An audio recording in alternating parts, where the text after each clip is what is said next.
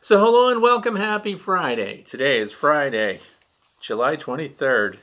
This is episode number 118 of Backyard Beekeeping Questions and Answers. So this is the way to be. So I'm glad you're here. If you want to know more information about what we're talking about today, please look down in the video description below and you'll find out everything you need to know. So all the questions that we're talking about today were submitted over the past week. And the sequences that you watched, starting off today's episode, were taken this morning. So things are growing, but we're in a minor dearth right now. So we'll talk about that. Let's kick it right off with the very first question from H. Hansen from Idaho, USA. I want to use the hive gates, but when I installed it, the bees just pile up behind the metal part. When is the best time to install it on an already established hive? And morning before foragers go, or later when they're already out but the entrance is busy? Will the bees figure out how to get out of the hive if I just leave the hive gate installed? It's been so hot, I'm afraid to leave the hive gate in if it's going to take the bees a while to figure out how to exit. Thanks for your help. So that's the first question for today, because we've had hot and cold, by the way, this morning. It was in the 50s. So as we know right now, did I give you the temperature? 75 degrees Fahrenheit, which is 24 Celsius. That's what it is outside right now. And this is the hive gate. It is a channel through which the bees travel to get in and out of the hive. And anytime you modify the entrance on your beehive, your bees are going to take a moment to get used to it. Even when we change entrance reducers, larger, smaller, shift it to one side, the bees get a little bit confused because they are creatures of habit.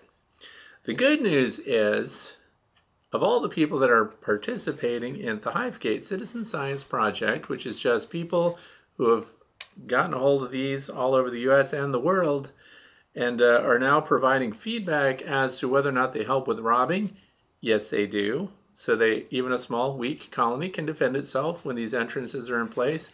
How about the ventilation process? Ventilation is good. My hives that have hive gates on them are not piling up at the entrance. They're not looking like they're overheated. So even for venting, these things are working, and you have the option, which is what I'm leading up to use two of them together. So if you had two of these units in your hive, for those of you who are unfamiliar, here's a close look. This is what is inside the hive, this opening, which comes up right under the cluster, normally the brood area, which is down near the entrance. And then we have this very narrow corridor entrance, so anything that travels through here has to engage many guard bees on its way through. So therefore, a much smaller force of bees, a beginning colony, can defend itself against wasps and hornets, and even robbing bees, which is something that we're going to pay attention to now, because if there's any kind of dearth in your area, they're desperate for resources and they're going to ping on the landing boards of those that are weaker and smaller and unable to defend themselves. So what we're talking about is, this is the metal gate that comes with it. This side down means that two of them are put in place at the entrance. So you'd have two, and then inside, see, they pivot. So inside you can move these apart from one another or whatever. The other thing is the single side, just like that. Which most of mine, by the way, just have the single. I'm in the northeastern United States, state of Pennsylvania, so it's kind of cooler, even though we have had some temps in the 80s, but nothing like the rest of the country is getting. So the thing is, whenever you put them in brand new, bees go after light, by the way. So when do I recommend you put these on if you're changing on an existing hive? Put them on at night. So after all the bees have gone in, of course, sometimes this time of year, there's a lot of bearding going on outside, right into the early evening hours, and that's not a good time, of course, to slide in and make a configuration change, because this goes inside the hive. So when you're doing that, I prefer to do it at night if they're all in. If they're bearded, then go out there early in the morning before sunrise and install it then. And if there's sometimes people will leave screen on and things like that on either side of the hive gate, that actually complicates things because the bees naturally go towards the light and try to get out through the screen instead of using that entrance. Once a few of them start using this entrance, they'll catch on and they all start going through it. Mine took a day to really start using that the right way. So it's not the end of the world, and it's common. And the best time to alter entrances is at night, because the following morning bees do new orientation flights and stuff when there's a configuration change. It's true. So when people have moved a hive a little bit and they want the bees to reorient so they don't go back to their old location, they change the configuration of the entrance. Bees instinctively orient themselves new when they find a new entrance. So hopefully that helps out. And this is question number 2, which comes from Lisa, Newport News, Virginia. I have my first lay-ins hive going. I now have another ready. If I take a frame with eggs, if I can see them, and put it in a hive frame box with some foundation frames, not drawn, but I have some better comb on order, and place said box where I want my next hive to go, will the bees stay put even though it is only a few feet away? I'm in Tidewater area of Virginia. Our winters are usually mild, likely won't be cold at night until December. I do plan to feed them. So is it too late in the year to try this split? It is late in the year to be doing splits, but of course that's regional again. Here where we are, we've pretty much, this is it, like this week. If you didn't do it, if you're not split, then you may be too late for them to build up. But something was mentioned in here, the better comb. Better comb gives bees a boost, and that is a synthetic beeswax drawn out comb, full-size cells, ready to go, and the bees use them straight away. So when you're making your split in the way described here, if I pull a frame with eggs, what else is in there? Probably some open larvae.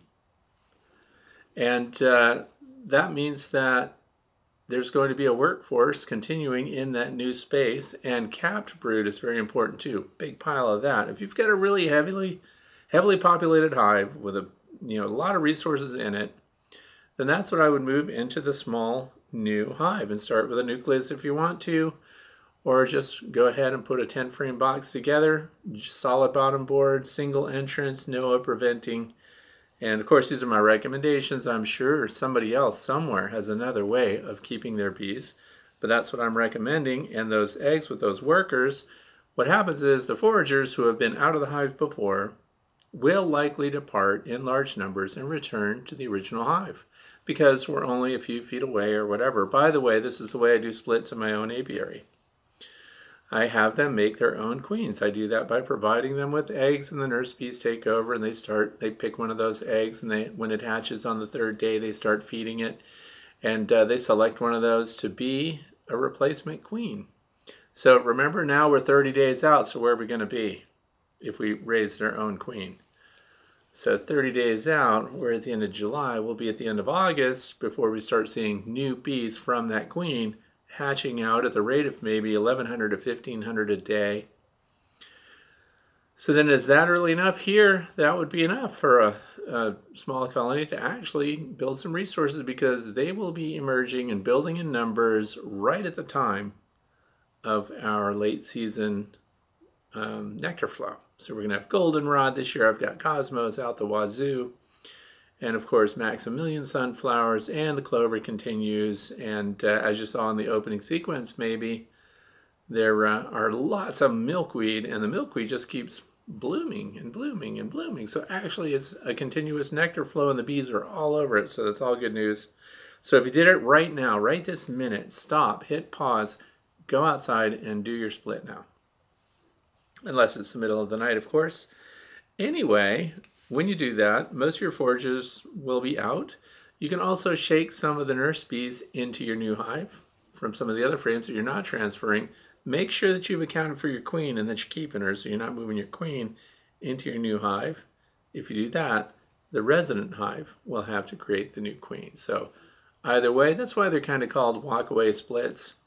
If you, by mistake, took the queen out of there and you put her in the new hive, you're not installing a new queen anyway. You're leaving your colony to produce their own queen from the eggs. So I recommend leaving eggs and open larvae in both boxes, just in case, if you can't find the queen. Otherwise, you're good to go. But later than this, like the end of this month, nah, well, it's going to be tough. So I would say you could do that right now. But one of the things that was mentioned was the better comb. And that it's not available, so you have it on order. So I checked the website, just for those who may be click happy and wanting to check it out themselves. The comb is there. So the Better comb is at Better Bee, and it's in stock, medium and deep. The other thing is the medium and deep frames that are pre-wired that they sell. They've got a note on there that says within 2 weeks. So again, kind of late. And that's it. So Better comb would be a fast start for them, because that queen can start laying right away as soon as she comes out.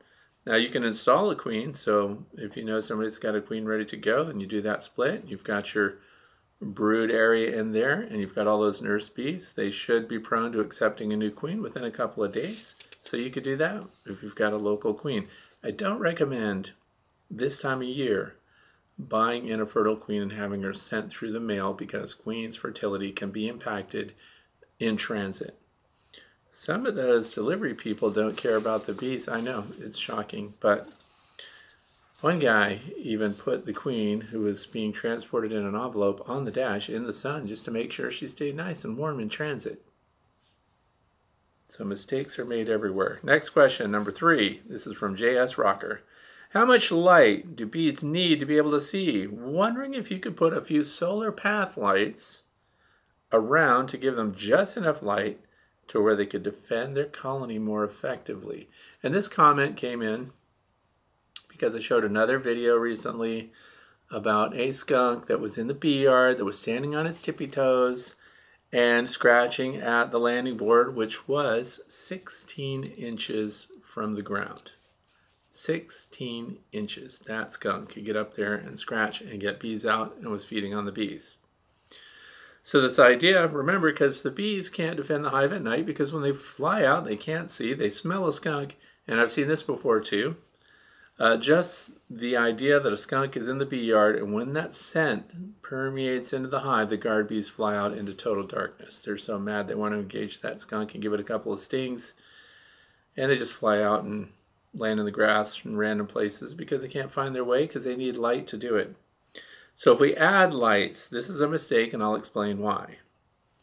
Honeybees react to white light. They just gravitate towards it. They just go right at it. That's why I've told people in the past that when you're going out to inspect an apiary at night, maybe to see if skunks are out there, maybe to see what kind of critters are patrolling out there if you don't have cameras, which I do. But when you go out there, you use red lights, because if you use a red light, then the bees don't fly at you. But if you go out there with a regular flashlight, they fly the flashlight. Therefore, give the flashlight to your friend to carry, and let them receive that. So they have a phototactic reaction to bright light. So if you've never heard that term before, phototactic, which means they seek the light. They fly straight at it. So that's a problem for bees. We want them to sleep. We want them to be in the dark. We want them not to be on guard all night. So what we want to do is elevate those hives to 17 or 18 inches on the landing boards if you've got skunks in the area and you've not successfully fenced them out to keep them away. Skunks go under fences and everything. They're terrific diggers.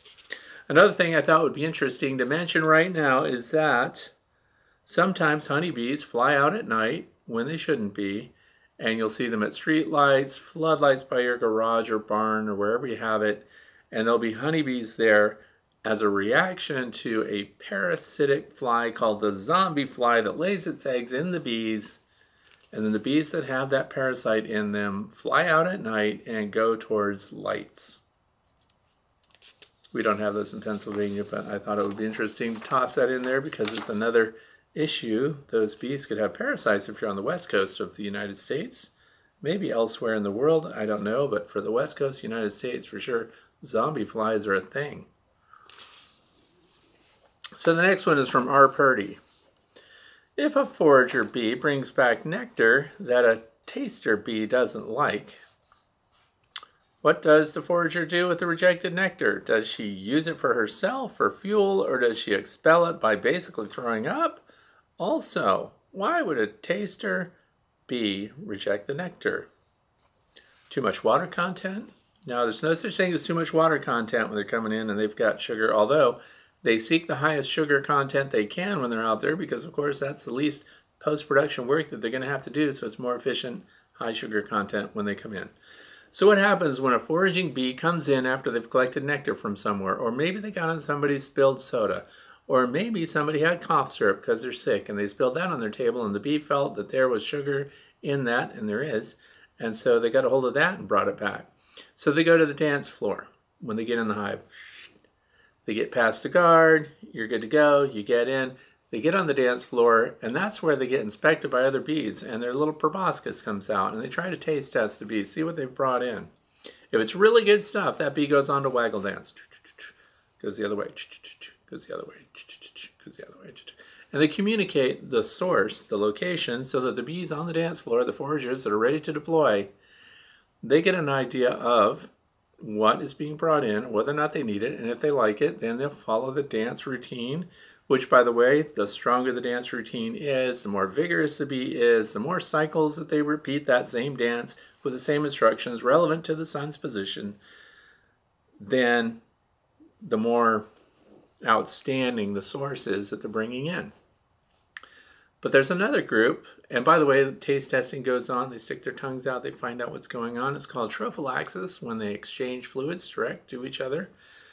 And if they like it, it also helps them identify it. Once they find that location and they use their olfactory senses, they can smell it. So the perfume of that floral source, whatever it happens to be, hopefully not cough syrup. Anyway, then the storekeeper bee has to approve it. So during that dance routine, sometimes you'll see a little worker come up there, all business, gets right up there, does a little taste test, and then they actually start ramming the bee. And they can beep them. So they hit the bee, they go, ee. They make an actual sound. Look it up. It's cool. When they're getting beeped, which doesn't happen often, that means the storekeeper bee either A, already has too much of what they're bringing in. We don't need any more of that.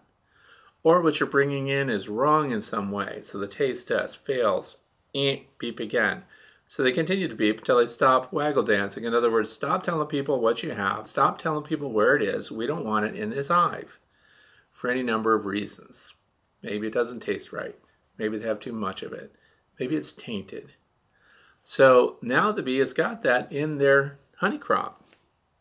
So what does that bee do? That was the other part of the question. Do they go and spit it out somewhere? They can't really. So yeah, they just go off on their own in the corner and they hang out and they're suspended until further notice, and they do consume that nectar resource on their own for their own energy purposes, and they just don't go out and get more of it, hopefully, unless there's some kind of sugar addict, and then they go back no matter what. But that's why it gets rejected. They don't need any more of it. They've got plenty. Something's wrong with it. They don't approve of the flavor, and so on. So it's very interesting stuff, but they can beep and stop a waggle dance. Interesting. Question number 5. And this is Linda. I also enjoy the value of your YouTube channel. Thank you. My question is, does lightning affect the bees in any way? They're so advanced with their skills where they can tell much with their antennas. I'm wondering, does lightning irritate or confuse the honeybees in any way? Well, lightning itself, we know that's an electric discharge of the atmosphere, and we get thunder, which is vibration. So that thunder vibrates, shakes the ground sometimes, and it's really a big deal. But the bees don't seem to react to that too much. But I suppose if it vibrated them a lot, they would react to that. But as far as the electrical discharge in the atmosphere reaching the bees and directly affecting their behavior, I could find no documentation about that. However, I looked into electric fields in general, and I had read the studies before about high power lines, high voltage lines, and whether or not bees reacted negatively when they were in that field from the high voltage power lines that are way high up in the air, but there is a connection all the way to the ground. Sometimes these run along parallel with railroad lines and things like that. And I don't know if you've ever done this experiment, but there is energy in the air because you can stand there with a fluorescent tube and get that tube to illuminate underneath high power lines. Look that up sometime. Try it out for yourself. It will wake you up. I would not want to be anywhere near high voltage, high power lines, between those lines and the ground specifically. So anyway, they studied honeybees and how they behaved in that field, and they found out that they accelerated their foraging speed. So in other words, when the bees got in it, it's not that they got disoriented, it's not that they reacted in some other strange way other than to speed up their airspeed, spend less time on flowers that were found in those areas, and move on to other areas quicker than they otherwise would from outlying areas that were not in the direct path, sky to ground, between high voltage lines in parallel. So the other thing is, for bees to react to electricity, they needed to be, yeah, that's right, these studies have been done, they needed to be in contact with conductive material. So it had to be a material that electricity would pass through in order to have an effect on the bee's behavior at all. So hives are wooden, landing boards are wooden. We know that during a rain period they can be covered with water, that's conductive. So if lightning struck a hive, that's a whole different thing. But they found out they had to actually induce a current. Not only that, they had to get the bees to pass through conductive channels. So like a copper tubing, for example, would be a channel, a tunnel that the bees pass through, and copper is conductive for electricity. So they would pass these charges through. And I looked into that too. So 275 to 350 Na, which stands for nodal analysis. Anode, cathode, energy passes through. So anyway, they were disturbed at 275 to 350 Na. I'd be disturbed too because they're in a conductive tube, by the way. Then they jacked it up to 600 Na. And the bees, they found, would produce abnormal propolis. So too much propolis. That's weird. Propolization. And then they cranked it up even more to 900 Na. And stinging occurs. Now when they say stinging occurs, when they upped the current on the bees like that, they didn't specify. Does that mean they come out and try to sting you? Or does their stinger come out and venom comes out? And I think that's probably what happens. Why do I think that? Well, because that's exactly how venom is extracted from worker honeybees. They put them on a grid, they touch every other one, positive, negative, they make the contact, current passes through the bee, stinger comes out, and venom is ejected from the stinger. And then they collect it. Supposedly it doesn't kill the bees, doesn't harm the bees, but it aggravates them. So I'm guessing we're in the territory here of 900 Na when the stinger comes out and they express their venom and boom, they collect it. So the bees don't die because they don't lose a stinger and so on. But if you want to look deeper into bees' reactions to electricity, it really has to be something that puts them in direct physical contact with the electricity or be in a high energy field to where the bees are just uncomfortable. You ever been so close to a super high energy source to where you can actually feel it in the air? That is not a good feeling. Like the hairs on your arms would stand up. Anyway, we don't need to talk about it. Moving on, question number 6, and this comes from Dale, St. Helens, Oregon. Did a hive inspection, only a quarter frame of brood and 10 frame hive double deep with flow hive supers. Didn't see any eggs, but the bees are bringing in pollen. I think I need to order a queen, question mark. Okay, so right now, just like where we are, eggs are down. So this could be regional. This could have something to do with what's going on exactly where you live and what kind of pollen resources, nectar resources, and everything else are coming into the hive because that would stimulate production. Now, it says that they're bringing pollen in. I don't know what quantities we're talking about, but here's where you could find out if what's going on with your hives in your apiary is some kind of anomaly or if what's happening in your area, your region, is normal. How would you find out? You're going to have to fellowship with other beekeepers. You're going to have to reach out to them. Hey, how's the pollen over at your place? How's it coming in? How are the bees doing? Is there a lot of egg production? Are they in decline? Are they on the increase? So these are questions that we don't know unless we're your neighbors. So where I am right now, across the board, my colonies are bringing in piles of nectar right now, but we're in some kind of pollen dearth. It's weird. And therefore, they're not producing a lot of brood because bringing in a lot of nectar, a lot of energy. So if you were to put feeders on your hives, which hopefully you don't do if you're planning to collect honey because it says here that you have flow hive supers on, so you can't boost them. But so if anything's missing, not enough nectar, not enough pollen, not the right kind of pollen, not the really nutritious pollen, then all of these things will affect your queen's overall health and also her stimulus to lay more eggs and start creating more brood, which where we are is going to be coming up pretty darn quick.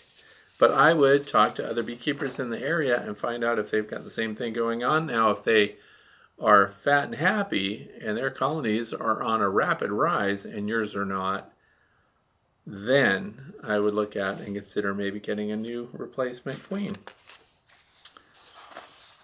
So maybe from somebody who's got a colony in your neck of the woods that's doing really well, because locally adapted queens from local queen breeders that you can get a handoff from, they physically give you the queen. She doesn't travel. She doesn't have the shipping guy putting her on the dash of the vehicle in the sun for you.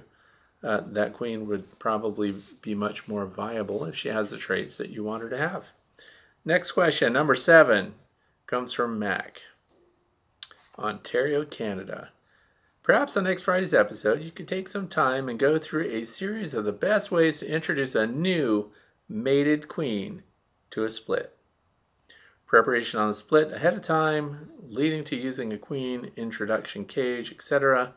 I tried it a week ago, and although the queen introduction cage was over a portion of open nectar, brood, and pollen for 3 days, when I released the queen, they started balling her, and I had to move her once again.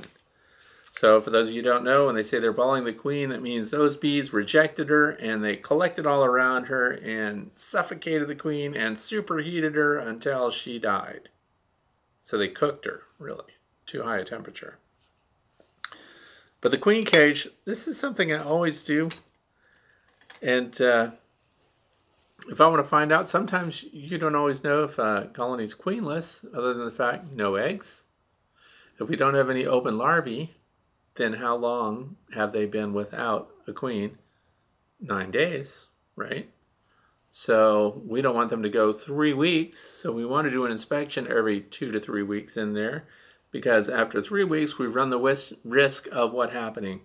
Workers will have activated their ovaries and could be laying eggs, and then they start rejecting everything. So anyway, here's the queen cage. You can get little plastic queen introduction cages yourself. Oh, look, I got one right here. That's what it looks like. And then there are recipes for making a little candy plug that goes in here.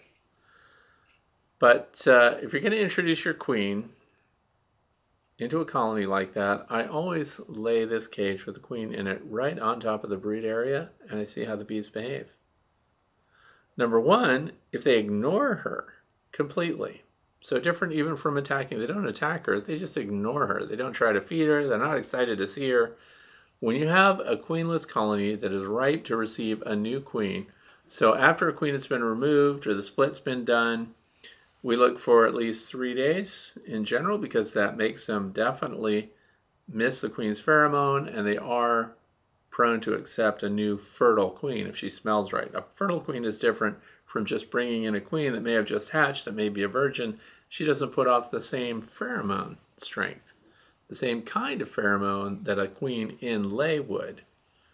So we lay that up there, and we see if they all get up there and they start sticking their tongues out and they're trying to feed her, they want her out yesterday.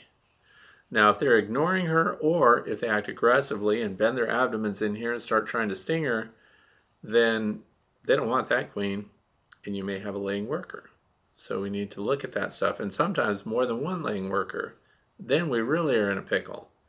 That's when you have to do that thing where you take all the frames out, shake everybody off of them, get rid of the queen, because the laying workers also can't fly just the way a queen and lay can't fly, and if they do fly at all, it's very short distance. They don't do very good at it. And then, of course, what you're stuck with are the nurse bees and those that are going to hatch out after that. So it does slow things down, but you got rid of that laying worker. Now we have to, within a couple of days, introduce a new queen to that group. Once you've shaken all the workers out, foragers come back, and hopefully you're going to lose some of your nurse bees too, because when you shake them out on the ground like that, unless they have a direct physical route to the hive, in contact, ramps going up to the hive, they cannot find their way back. They don't fly back. They don't know where they live. So you lose nurses that way too. But the new ones that are hatching out from your brood, from your capped brood, which are probably small in numbers, which is why you suspected that you missed a queen in the first place. So it is a tough way to go. But just laying them on there and not having them attack is only part of the indicator. You want to see them pay attention and try to feed her. So hopefully that works. Now another way that you can do that too is install a frame of eggs and open larvae and get those in there and see if you can see them culturing up a new queen cell from that. Otherwise you may have a queen in there that's just not doing great. So they may not feel that they need one. So lots of inspection to be done. But anyway, 2 to 3 days, then install your queen between the frames, wherever the brood is or was in the absence of brood. Same area, because that's where we're hoping to find nurse bees or workers that can revert back to nursing duties in the presence of a fertilized laying queen. And you want to do that like yesterday. So up in Canada. Anyway, I hope that answers the question. If not, ask me more. But I like walkaway splits, and this year I did nucleus colonies, and those things are a gold mine. Because I'm trying to keep the nucleus colonies. A nucleus, for those of you who don't know, is just a 5-frame box. Deep frames for me. And they're all heavy wooden stock. These aren't the plastic ones or the styrofoam ones or any of that. But anyway, what I did was I didn't feed them because I'm trying to keep them small. I just put the queen, I didn't put a queen in there. What I did is I find a strong colony during inspections. I pull a couple of frames out with eggs and I put them in there. So I've got the eggs. I've got a frame of capped brood that I know will be hatching out, and I'll bring nurse bees with them. So I put 2 of those frames in there. So that's tiny. That's a tiny resource. They should barely make it. And then the other frames are just some drawn comb or foundation or foundationless, because I'm providing them a space. I want them to make a new queen, and then I want her to live there in a tiny cluster, because then if I need her, if I need her eggs to reinforce another hive, I have these resources. Well, all of my nucleus colonies are in a row and they're just busting at the seams. So, and I don't have any other hives that need their eggs, that need those resources, because guess what? Everybody's doing great right now. So, it can backfire on you even when you don't feed them. I didn't feed them at all. And they still made it. They're still producing great. So that's the other thing.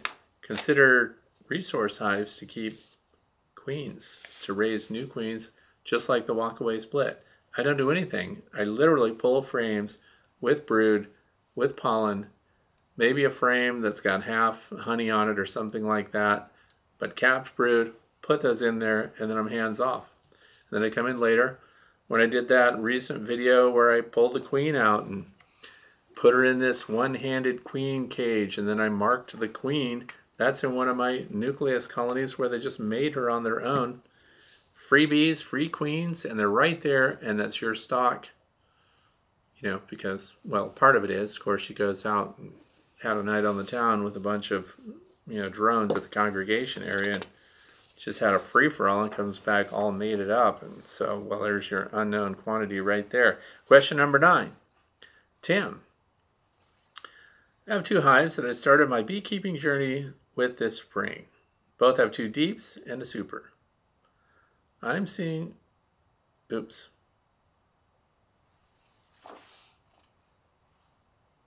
Okay.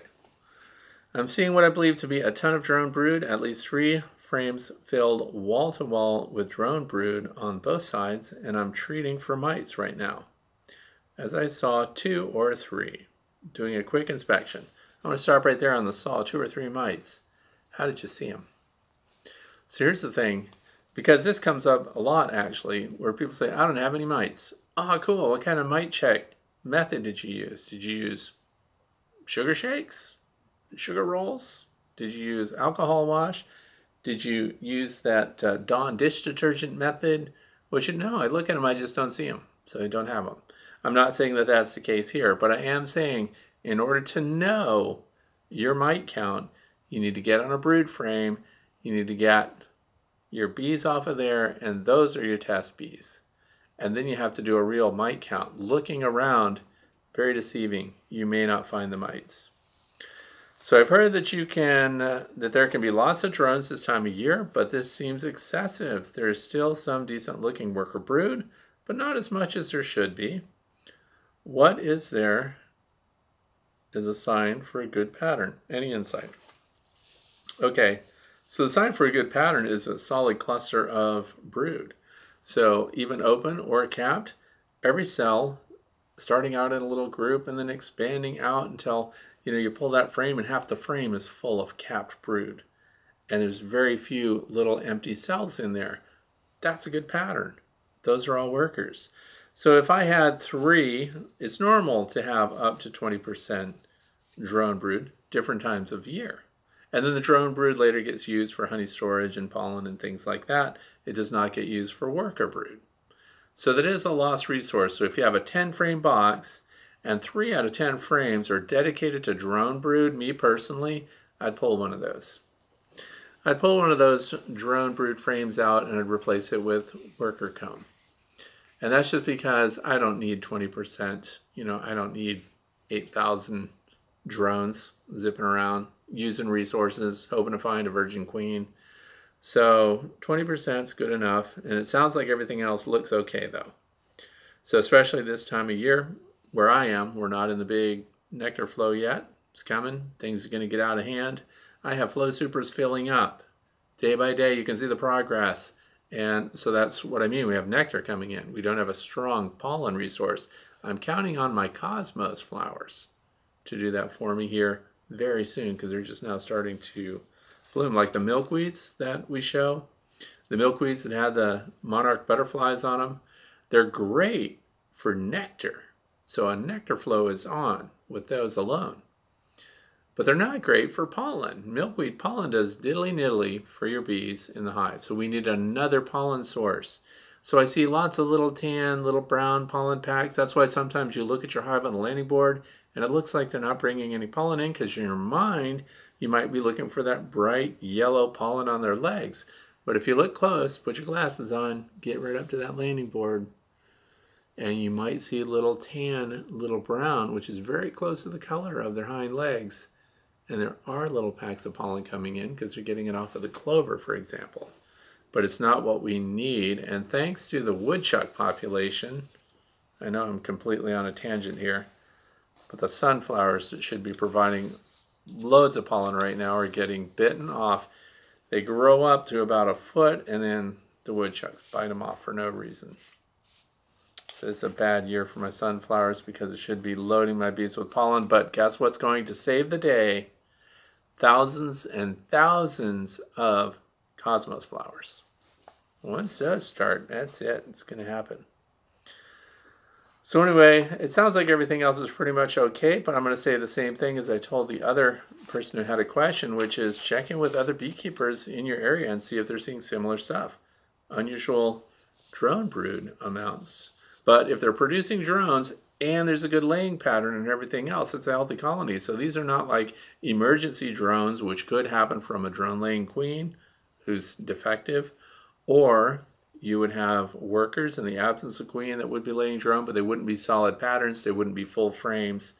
So it sounds like it's a healthy colony because they can afford drones. Drones are a waste of resources. All they are is for genetic purposes. Okay, number 10. What are we talking about here? This is from Nancy, Harleysville, PA. Do you sell honey? Yes, we do. My wife has a waiting list for our honey. Follow-up question, as a backyard beekeeper, how do you manage bottling honey? Do you use glass or plastic? What is your sterilization process? These are loaded questions and rarely discussed among beekeepers. Anyway, we sell the honey. Very easy to sell honey if you're small-scale backyard beekeeping. And asking about what we put it in. Well, so here's the thing. I use glass jars. And I'm going to tell you right now, because that's what I showed in my cover shot today. Look at that honey right there. And this year, you know what I did? I built a honey drying room. So at the end of the year, when I have to pull those flow supers off, because we need to leave them with 2 or 3 weeks of good nectar flow coming in to get them into winter, and I need to get those flow supers off, We may be draining honey that has a high water content. Anything over 19% for me. Anything over 19% water is going to go into this drying room where I have these big racks, fans, dehydrator, dehumidifier, everything is ready to go. But so the reason I show you this jar, it's a quart jar. How much do we get for a quart of honey? $20. So a gallon of honey, $80. We don't change the price based on quantity. So it's $20 per quart. Now, what do I use? Glass jars. That's the most popular is the quart. This is a Muth jar. It's called, this is 1 pound of honey. You have to label your honey. I kind of hit the label because it has all my contact information on it. I don't want a bunch of you calling me up. But the honey has to have, the person that produced the honey has to have your contact information, your address. I have my phone number. You have to have the net weight on there. So absent the weight of the jar, you have to have the weight of the honey in there. So like for a gallon would be 12 pounds of honey roughly. So, and you have to have what kind of flower honey it is. So wildflower honey, that's the content. So that's pretty much it for that. Muth jars are good for a pound. And then here's my favorite ones here too, which my wife doesn't like. I don't know why she wouldn't give out these glass honey bears. See, way better than the plastic ones.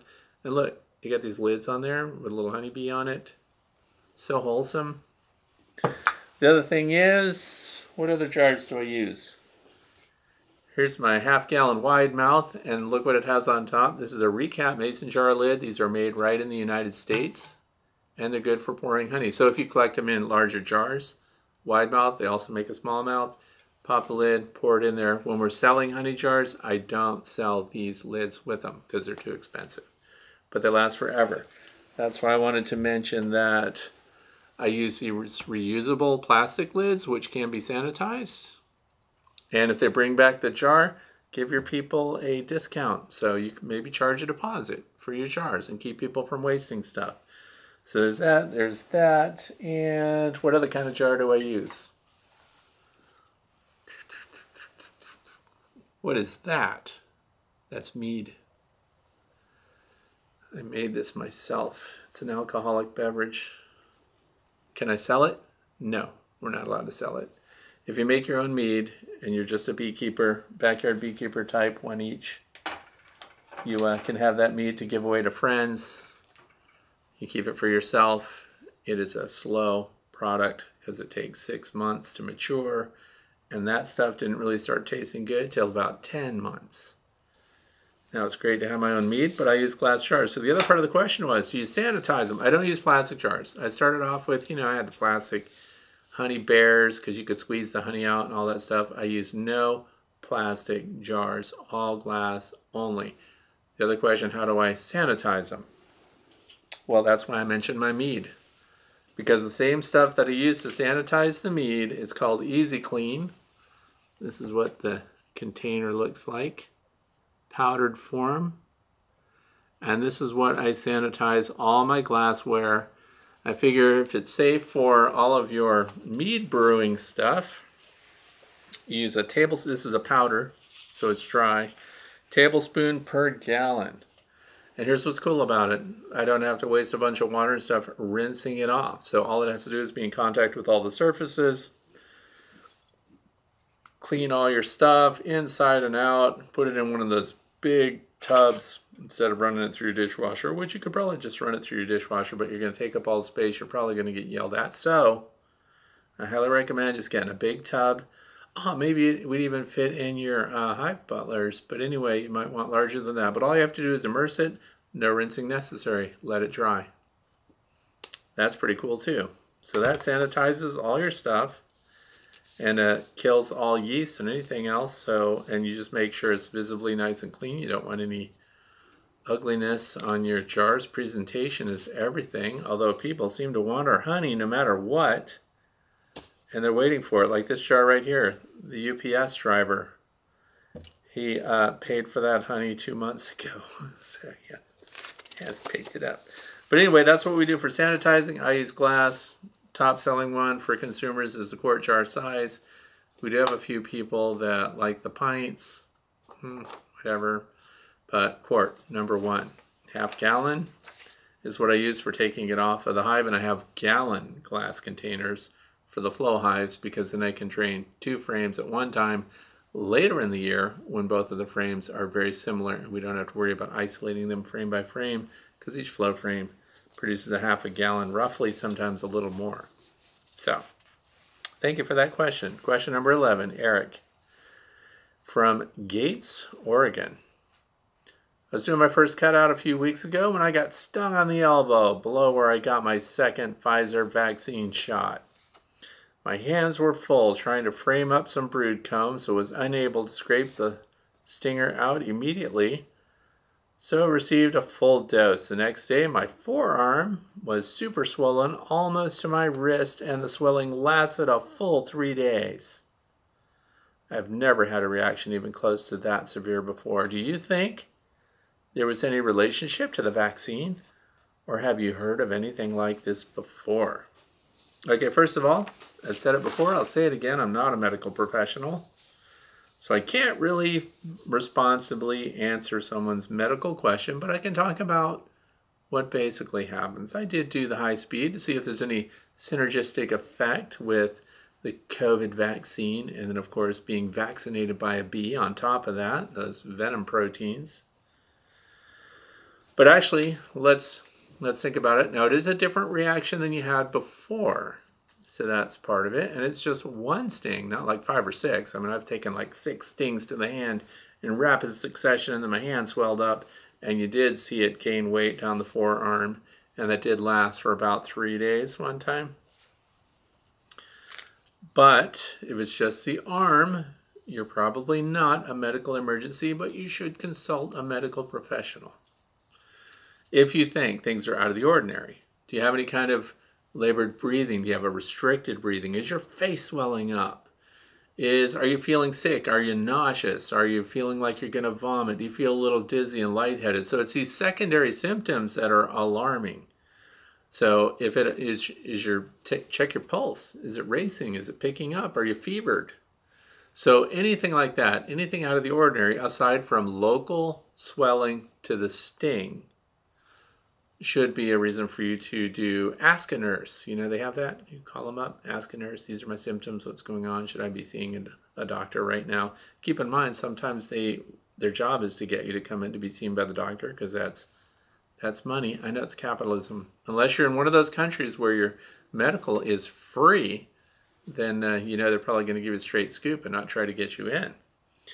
But so just the arm, but here's another thing. There are people, and that's why I want to talk about this particular question. There are people that will tell you the more you get stung by the bees, the better off you are. And another group of people has said beekeepers don't get COVID. They're vaccinated on their own because they're stung by bees so frequently that the COVID virus does not, the coronavirus does not affect them.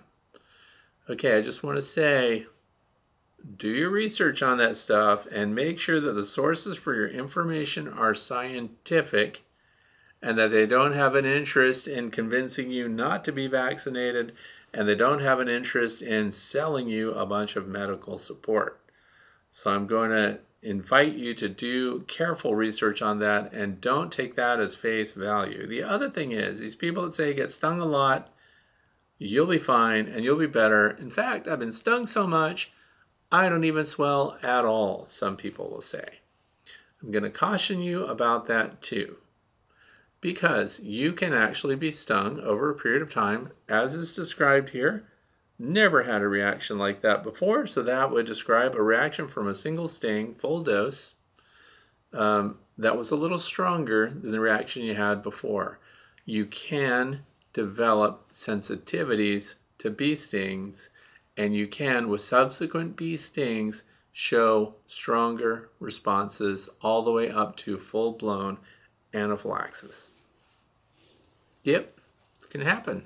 So you need to be aware and you need to be reasonable in your assessment of what's going on and be in contact with medical professionals if it goes beyond localized swelling and stuff like that. Because my grandmother kept bees in Chester, Vermont.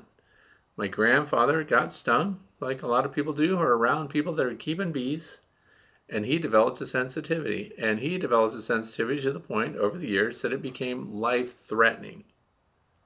So then my grandmother had to stop keeping bees, and I used all her bee stuff to catch snakes and things like that with those long gloves. But there was an example of someone developing a sensitivity. So it does not always make sense to get as many bee stings as you can as some kind of self-inoculation against the bee venom, because you can develop sensitivities. Therefore, you need to be reasonable and careful about where you're getting your information when people are telling you specific things about health. So, moving on. And swelling in three days is pretty normal. So, beyond that, 7 days, 6 days, 5 days, you got continuous swelling, and secondary symptoms are important. So 3 days, pretty normal. Next, this is from Oakland, California. I'm going to say the first name, Barris. So anyway, how long can I paralyze or stun some of my honeybees with cold and then revive them by warming them up? I've heard it's possible, but can't find any time or temp parameters online. Well, it's interesting, didn't mention why you want to stun the bees, but bees collectively as a superorganism are considered warm-blooded because they have the ability to warm themselves and cluster in a cold environment and survive it. That's what they do here in the wintertime. They consume honey so they can burn the carbohydrates, so they can vibrate their flight muscles without flapping the wings, and like shivering, and burn calories, generate heat, and survive. Individually, they have a very difficult time doing that. So I will tell you, for those of you who don't know, I do a lot of photography, a lot of macro photography, and I take pictures of hornets and wasps and all these different species, and I'm going to reveal a secret right now. And for example, I had that really obnoxious looking bumblebee mimic, which is a fly that actually predates on bees and gets on their backs and drills its little mandibles right in and injects its digestive fluids and sucks it back out once it liquefies their proteins. So I had to get photos of that fly, really good ones. It couldn't be photos of a dead fly. So what I'm about to tell you applies also to honeybees. How long can they handle being cold on their own? So it depends on how cold it gets. So I'll give you this parameter. What I do with a fly mimic like that, or a European hornet, let's say, or bald-faced hornet. Let's say I got to get pictures of one of those things, needs to be alive, grooming itself, antenna moving around. 5 minutes in the freezer, no more. So you set your timer. What temperature is the freezer at? 0 degrees Fahrenheit, 18 degrees, minus 18 degrees Celsius. I found that 5 minutes is the limit. If you go beyond the 5 minutes, they fold their feet, they die, too cold, couldn't take it, they froze. Now, 4 minutes and 30 seconds, their feet are kind of closed up and they're laying there. And then when you take them out, and it's important too because wind and stuff plays, so this is still air. And then you set them up where you need them to be. They're all lit right and everything. And then they start to wake up. Their feet unfold. They hold on to things. They look around. The first thing they start doing is they start grooming. And then you can get these great pictures of them alive, not yet flying. Now I did that with that mimic fly, that assassin fly, that bee wolf. And there's also a bee wolf wasp. Yes, I understand that. And that thing started to wake up. It like moved its head a little bit. So, oh, it's sweet. So I had all these lights set up. I got this macro camera right there. The whole rig is ready to go. He did a couple little twists and turns and took off immediately. So their recovery rate was much faster than I wanted it to be. But that was the threshold. Because if you freeze them beyond 5 minutes, they're dead. They don't revive.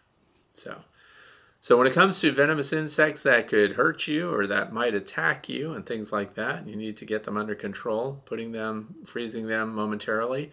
Freezing them for an extended period is a good way to preserve a specimen. And then, of course, put them in alcohol, isopropanol.